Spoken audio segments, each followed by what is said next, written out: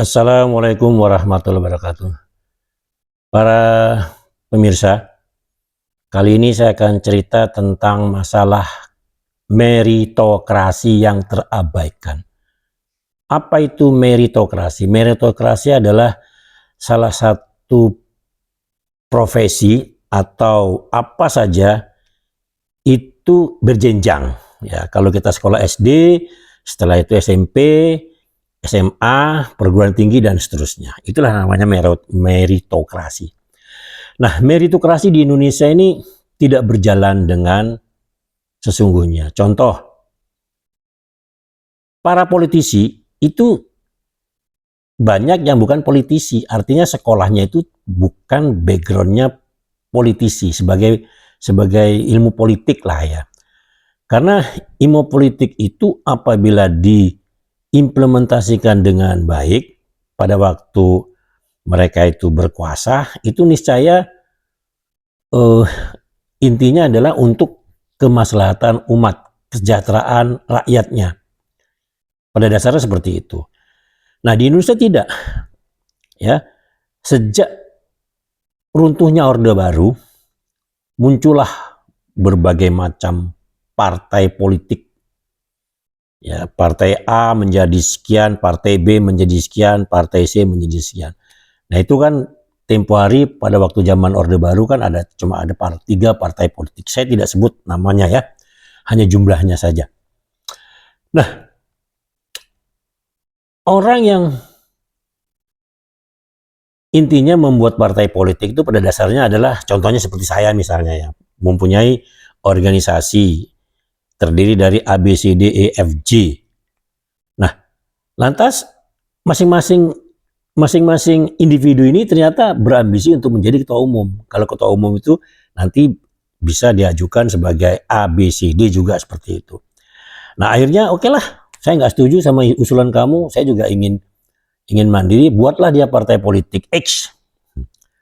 Buat partai politik X itu dia ada macam-macam alasannya, bikin yayasan dulu lah, organisasi dulu lah. Seperti itu, nanti lantas orang-orang terdekatnya lah menjadi pengurus-pengurus teras, termasuk mungkin anaknya ya. Nah, setelah begitu mereka mendaftarkan sebagai peserta pemilu dan seterusnya. Akhirnya ya dengan mesin politik yang luas, punya dana ya kan, sehingga bisa mempengaruhi seseorang untuk bisa memilihnya atau mungkin dipilih dan sebagainya. Jadilah yang bersangkutan, kerabat-kerabatnya menjadi anggota DPRD kabupaten kota, ya, dan lantas DPRD tingkat 1 sampai mungkin DPR 1, DPR pusat, seperti itu. Nah, sebenarnya apabila yang bersangkutan itu memang betul-betul mempunyai kompetensi untuk bisa menjadi seseorang di salah satu instansi, di salah satu posisi kunci gitu ya, tidak mengapa. Contohnya begini, seseorang yang mempunyai posisi tertentu, yang bersangkutan adalah bertanggung jawab atas apapun yang terjadi pada organisasinya, pada yang dia pimpin, pada pemerintahnya mungkin apabila yang bersangkutan berkuasa, itu bisa menjawab secara diplomatis yang ada di otaknya. bukan dituntun, sehingga jawabannya itu sering tidak nyambung gitu ya, Misalnya kampanye dengan nafsunya membuat narasi bahwa akan menciptakan lapangan kerja 19 juta orang misalnya. Itu kan nggak masuk akal. Nyatanya banyak perusahaan-perusahaan yang gulung tikar karena bangkrut. Mengapa bangkrut? Ya karena barang-barang impor tidak terkontrol, jumlahnya banyak. Ya bahkan itu Anda bisa lihat di sekitar Anda lah ya. Itu ya belanja online saja lah. Itu kan kebanyakan itu produk-produk luar negeri, walau itu importnya bayar pajak atau tidak, nyatanya harganya bisa murah, atau mungkin mereka dumping, mereka bakar uang untuk menguasai produk di sini anggap saja sebagai iklan, ya kan? Nah ini walau alam seperti itu. Nah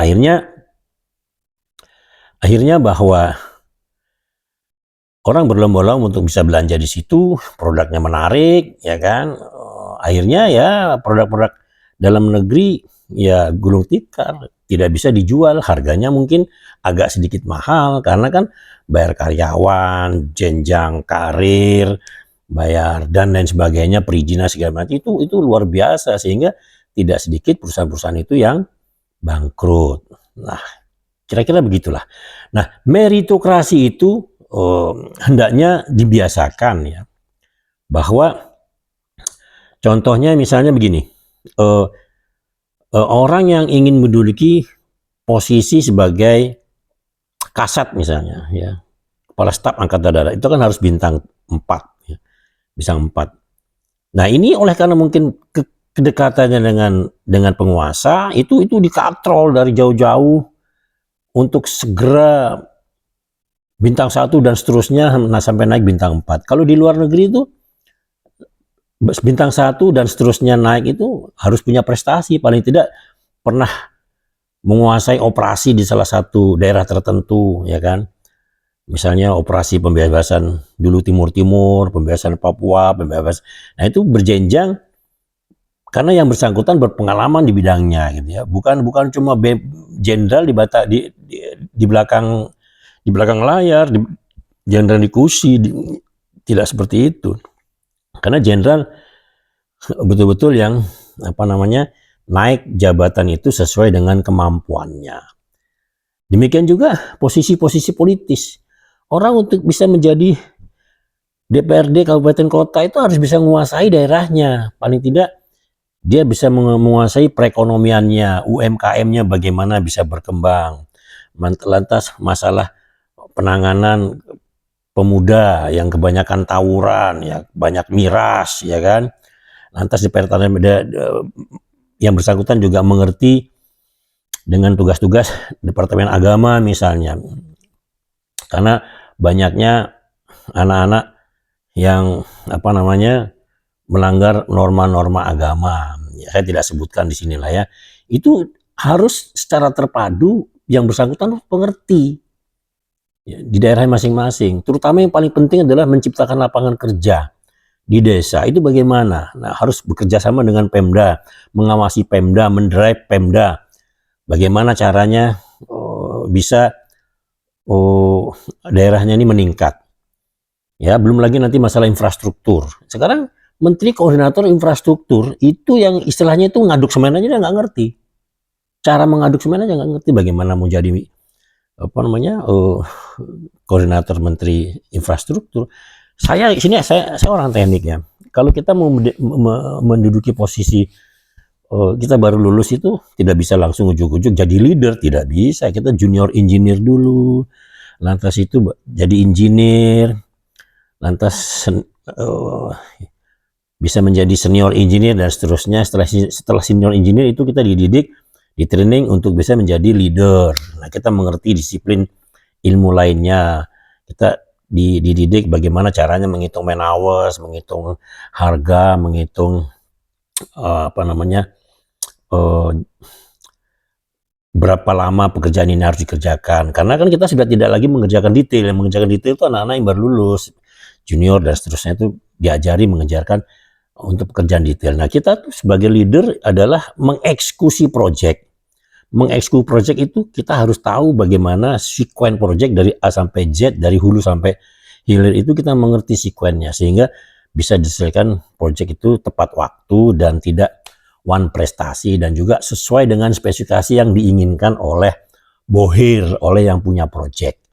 Begitulah kira-kira ya yang namanya meritokrasi. Nanti saya akan jelaskan lagi di video saya selanjutnya tentang yang berkaitan dengan meritokrasi adalah posisi yang diduduki baik itu politisi maupun orang awam umum seperti saya itu harus berjenjang, tidak ujuk-ujuk menjadi leader oleh karena yang bersangkutan punya kedekatan dengan pengurus partai, pengusaha dan sebagainya.